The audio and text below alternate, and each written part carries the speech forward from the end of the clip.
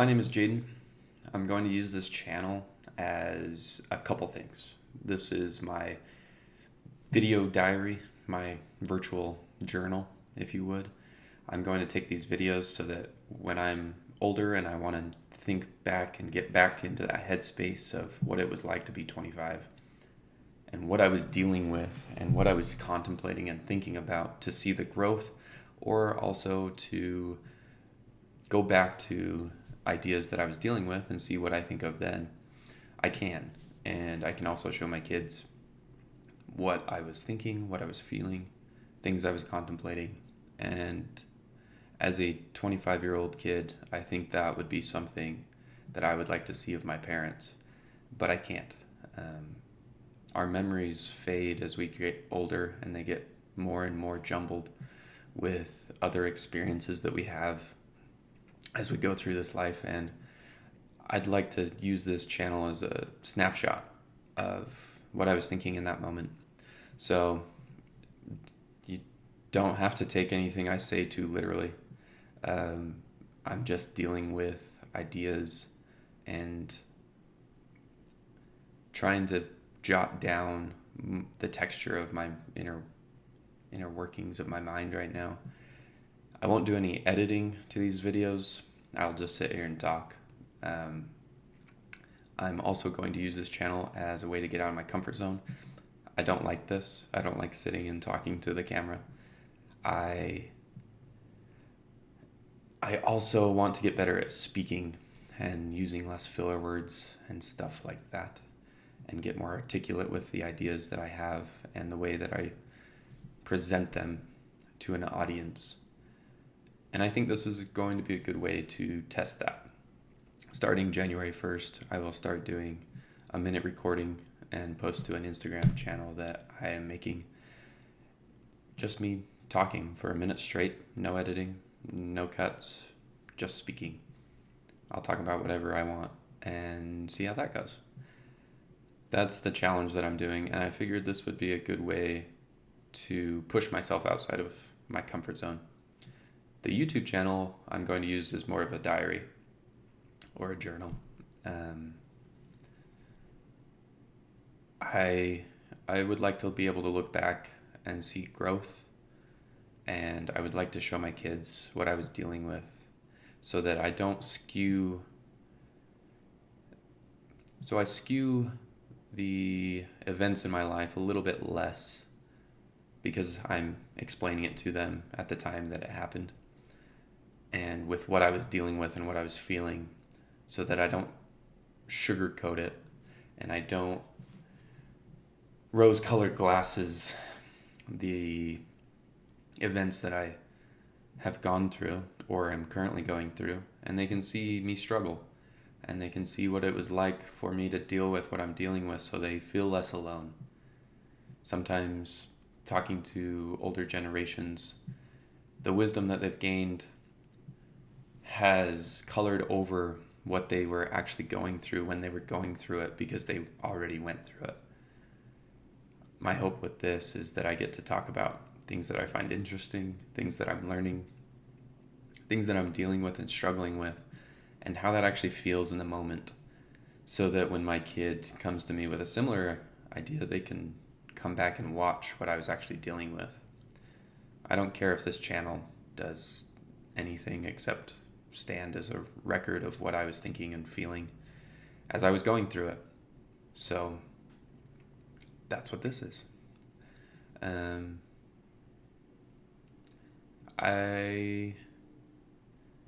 sitting in this waiting period as I wait to go to dental school. I'm staying at my parents' house. I work in an auto shop in my hometown because I'm waiting to hear back from the applications that I sent out to see if any of them want to offer me a spot to have a conversation with some of their employees to see if I'd be a good fit for their program. I've applied to 14 schools. My parents helped me with the application fees, so I applied to as many as I could that I thought I had a decent chance. My scores are high enough to be the average acceptance rate of most of the universities I'm applying to, but not quite standoutish enough that I can have a sure bet that I get into any of them. I hope that I do, and I know that I'll be a good student and a great dentist because I will work damn hard to make that possible. But it's kind of interesting. I'm sitting in this year-long waiting process. I've been working to be a dentist for the past 3 years. I graduated in 22, and I graduated with a degree in psychology, headed for law school. And it wasn't the direction I wanted my life to go. And I had to make a tough choice. I had to make the decision to go back to school for 2.5 years, maybe a little more, to be able to go into the medical field like I actually wanted to. Being a lawyer would have been a fine job. I would have been able to make a lot of money, support my family, and with that money and support, I could have helped a lot of people. But the work itself was not something that, even though I most likely would have been good at, was not something that fulfilled a part of me that I was denying heading that route. I wanted to be able to help people directly in a much more caring manner than I perceived I would be able to as a lawyer. I have friends and family that are lawyers, and they do great work. And it fulfills something in them that is harder to explain as well. But law wouldn't have done that for me. So I chose to go back to school. I went through the hardest classes that I was scared to take the first time around. And I did pretty good. I worked through it. It was the hardest classes I've ever taken. I struggled through it, and I became a better person and a better student because of it. Now, after I've done all of that work, I've done all of it that I can, I'm just waiting. And it's weird. I've been denied from 7 universities so far, 7 programs. Haven't wanted me, but the interesting thing is they don't give you an explanation as to why. Some of the schools, I know I just didn't fit what they needed. I know that they have different numbers that they have to get in certain demographics or from certain areas, and I don't fit that, and that's totally fine. It's an interesting way to look at it, but there's nothing I can do about it. I have 7 more classes at universities that I'm still waiting to hear back from. And it's kind of interesting. I feel stuck. But also, I only feel stuck in the professional sense. Everything else in my life is growing at a rapid rate and is so enjoyable that it makes it easier to be okay with being stuck. When I graduated the first time, I felt stuck, but in a different sense. I felt stuck in the group of friends I was with. I felt stuck with the group I was around in school. I felt stuck professionally, academically, spiritually. I wasn't doing the things to push myself as I am now. So me being stuck in one area of my life has not hindered my growth in others. It actually might have been able to be a Kickstarter for the growth that I'm achieving in this latency period between me doing everything I can and now waiting for people to make decisions about my life. It's a weird place to be. Sometimes it has been concerning and hard. But being able to grow in the other areas of my life at the same time has allowed me to feel a lot better about it than the last time. It's still hard. There's days that I don't know if I'm going to get into this cycle. And if I don't, I'll just keep doing what I'm doing, in the sense that I'm growing, I'm pushing myself, I'm trying to start businesses, I'm trying to make as much money as I can from work and investments. I'm trying to have the best relationship that I can with my family and my friends and my girlfriend, and learning to be a better man than I am currently. That's the whole goal of my life. I really enjoy that process. I don't often find it peaceful if I'm not pushing myself a little bit further in at least one area of my life that I'm used to, that I'm comfortable with. I like the little bit of pushback from life so that I can keep proving to myself that I am who I say I am. When my life gets too easy, I feel uncomfortable. I don't like it. I hate running, for example, and I ran a marathon this year, and my only goal was to finish. Didn't care about my time, didn't care how many miles I had trained. I was going to finish this marathon. And running is my least favorite, one of my least favorite activities for exercise. I know it's good for me. I don't care. I don't like it. And I remember training, and I couldn't train as much as I wanted to know that my body was fully prepared to go as fast as I wanted to. But while I was running it and training for it, my only thoughts were, this is just a little bit better for me once I get to the marathon than it was if I didn't train. I work 10 to 12 hour days, 4 or 5 days a week. And I work in an auto shop, very physically demanding. I'd get home after dark and I'd go run. I'd go run just 2 miles and push myself the best I can. But it wasn't very fast. I think I started out around 13-minute miles. That's pretty slow, especially for as athletic as I am. I played college sports at a Division I school. I've been training my whole life. I've worked out and trained since I was 8, lifting weights since I was 11. Played college golf, played high school basketball, golf, played all sorts of sports. And it was embarrassing for me to be that slow and that out of shape, cardiovascular wise.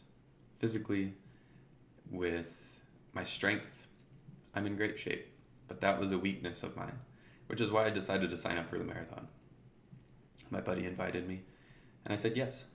I didn't want to do it. I didn't want to do it at all.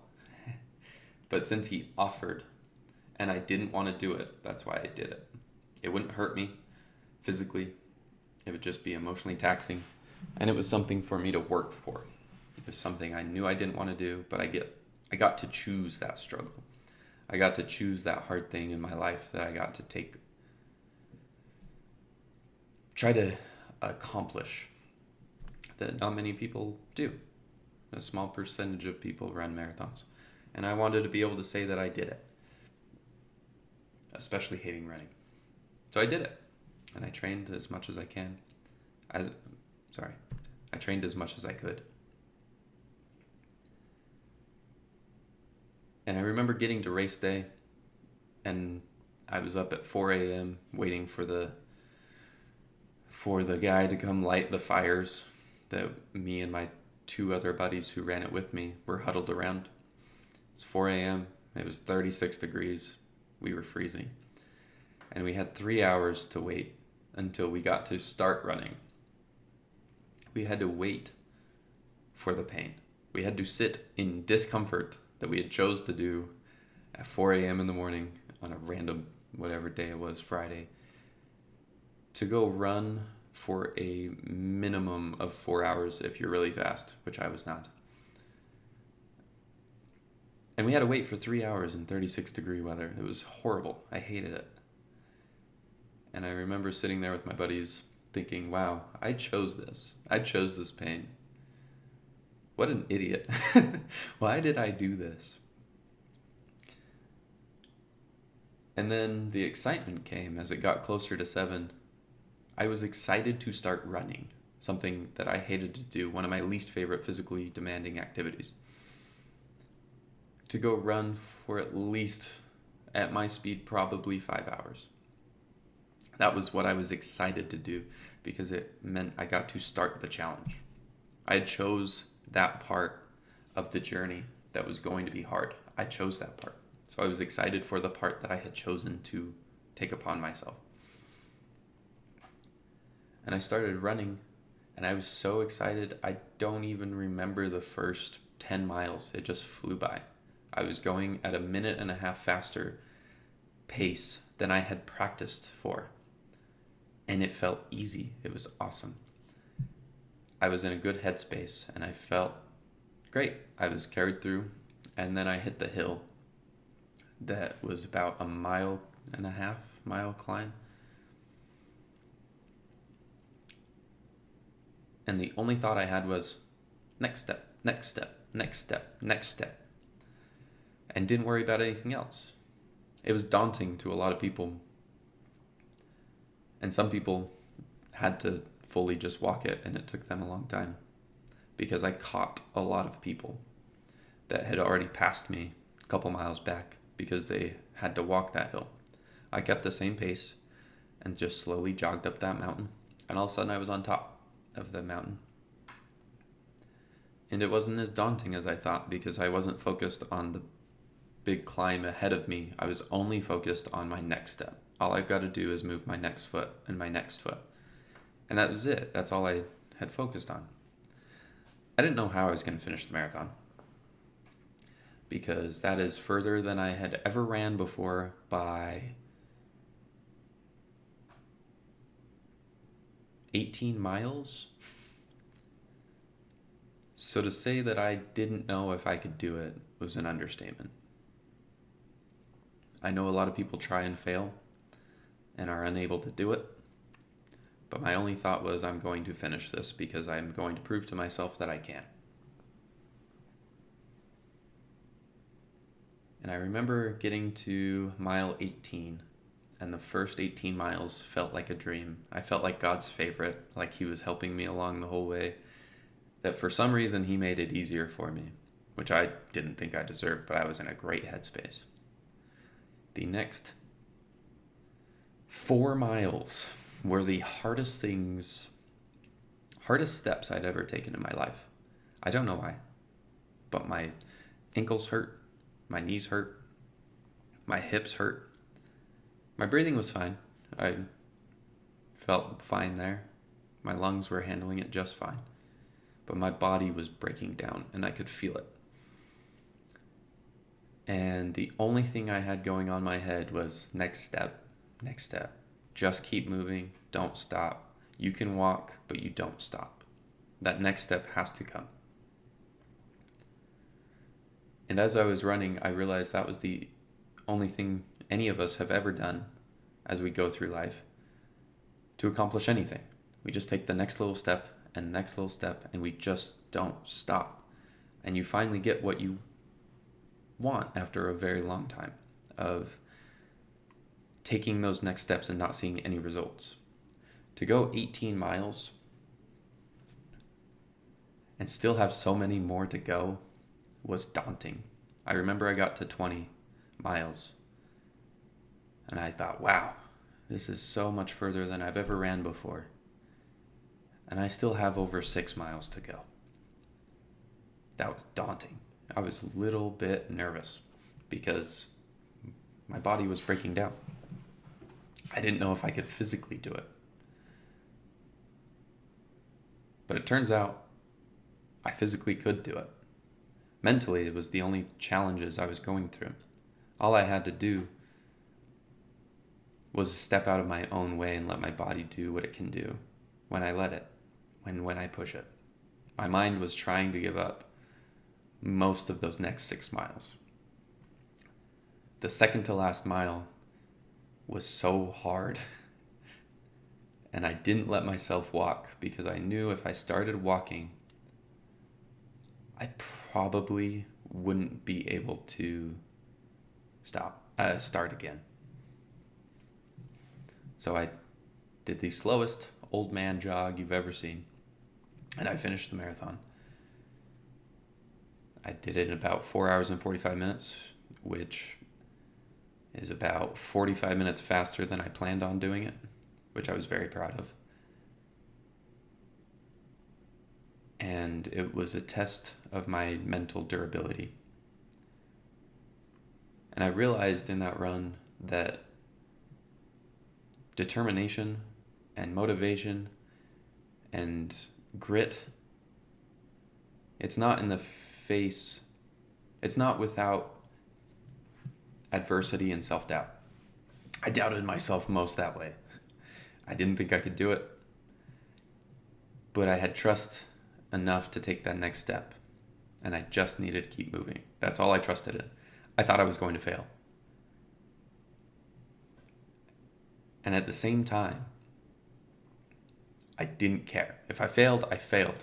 I could crawl through the finish line and I would accomplish my goal. If they quit timing me and I still made it the 26 miles, I accomplished my goal. My goal was to go that far.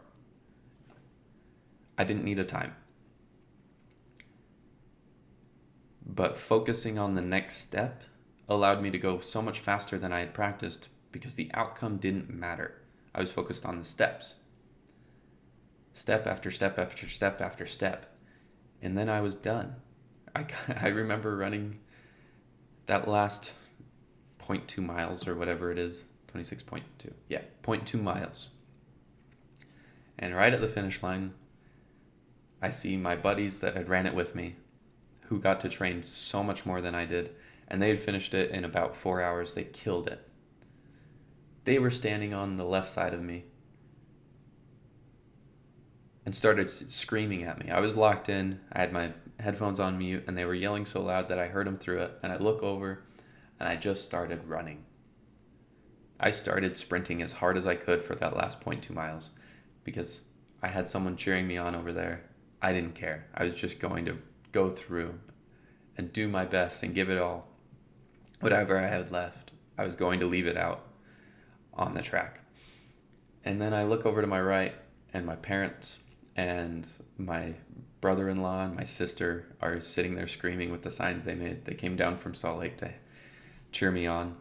Started running faster. My girlfriend and all my friends were on the left side, right by the finish line, screaming at me as I sprinted through the finish line.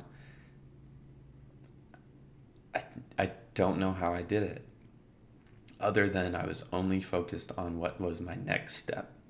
Just keep moving. It was kind of cheesy, but Thomas the Train was in my head a lot of the time that I was running. I just had to keep doing it. I think I can. I think I can. Just keep moving. You can go slow, but you can't stop. And I realized that's how I got anything I have achieved in my life. I was only focused on what I could control, and what I can control was that next step. I couldn't control the outcome. If I had started that race with a pace in mind that I had to stick to, and I was so focused on that plan that if I started to fall behind, I would be worried. And I had thought I had to keep pushing it. I would have done much worse in that race. I guarantee it. But by focusing on that next step, the pace didn't matter. The next step mattered. And it got to shrink the whale that I was trying to eat down to spoonfuls, and at some points, teaspoonfuls of these little steps that I was taking. The next week was very painful. I did break a bone in my leg by finishing that. Had some stress fractures that still cause me problems. They're still bruised. My knees are not quite the same. But I still do my 3 times a week workouts with weights. and I still do my cardiovascular exercises. I've focused on health and longevity. But more importantly, I was talking to a buddy about this the other day. They asked me why I did certain things. I was at the gym lifting with my buddy, and I was bench pressing. And I hate to do pause reps, but I do them quite often as a way to push myself, because the gym's not that hard. I love going to the gym. I love working out. I love feeling strong. So I try to do things that I hate. And what I hate is pause reps. So I'm sitting there bench pressing. I've got a 195 pounds, that's what it was, on the bar. And I'm going as slow as I can down to my chest, and I breathe all my air out. Maybe not the safest thing, but what's life without a little bit of danger? And I breathe all my air out, and then I take a deep breath and I push it back up, and then I do it again, and I do it again, and I do it again. And on the fourth rep, I breathed all my air out, and I lost my breath. I had to catch it. And it was just sitting on my chest, and I was sitting there, and I looked calm on the surface because I talked to my lifting partner, and he was worried for me, but he saw that I was not worried. So he stayed calm and just let me do what I was doing. And according to him, I rested it on my chest for about 15 seconds. I did about 5 or 6 breaths before I could catch my breath. And then I pushed it back up. And he's like, dude, why the hell did you do that? I said, I like to try to do things in my life that are hard, but I get to choose the hard things, because I can't always choose the hardship that I'm going to deal with in my life. But I can make little moments in my life really hard so that I can test my brain and let myself know that I can do hard stuff. Yeah, that's not the hardest thing that anyone's gone through. It's not on the top 1,000, I'm sure. But it was hard in that moment, and I proved to myself that I can do hard things. It's a microcosm for life. If you push yourself in ways that you can control and do those hard things, like an ice bath, the sauna. Meditation is really hard for me. My brain likes to try to just gather information and data and sit with it and think about it, and my mind's constantly going 1,000 miles a minute. Sitting in silence or with slight music or noises and just trying to exist is very difficult for me. Proving to myself that I can do those hard things makes the hard things in life that I can't control a little bit easier. I can't control where I'm going to dental school right now. It's in someone else's hands. But this doesn't freak me out as much because I've proved to myself that I can do hard things, and some things are out of my control. So I'm only going to focus and worry about the things that I can control. I can control how I react in a situation. What I cannot control is how I feel about it, the emotions that are going to arise. But that action part, I can control that. I can control what I focus on. So those are things that I've noticed that this time around, and from the activities that I've been engaging in that have been challenging, have taught me. I only focus on what is in front of me. If it's out of my control, why worry about it? I can't change it. So focus on what I can control. I'll see you tomorrow. Hopefully that was a good insight into the texture of my mind so far. And I will continue to keep doing these, mostly for myself. But if I help one person, even if that's me in the future or my kids, I'll feel like this was worth it. I don't know I don't know how I'm going to get to the destinations that I want to get. But what I do know is I can focus on these small steps to keep moving and making progress and keep course correcting. And someday I'll get to where I want to be. But for now, I'm proud of where I'm at because of the effort I'm putting in. So, if you got to the end of this video, thank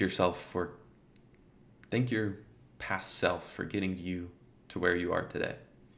Because I'm grateful I got myself to where I am today. And I'm proud of the work that I've done. But I'm not finished. And that's the exciting part.